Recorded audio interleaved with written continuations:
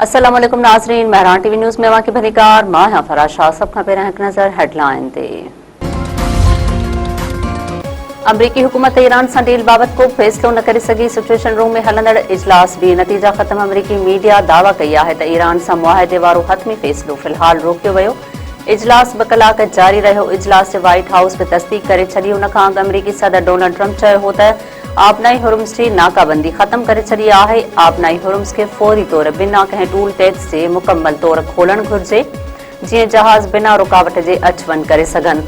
नाकाबंदी सबबि फाथल जहाज़ हाणे वापसीअ जो अमल शुरू करे सघनि था। पंहिंजे बयान में अमरीकी सदर ट्रंप चयो आहे त ईरान जे मामले में हतमी फ़ैसिलो करणु वञी रहियो आहियां। ईरान खे उन ॻाल्हि ते मुतफ़िक़ थियणो पवंदो त हू एटमी हथियार नथो रखी सघे।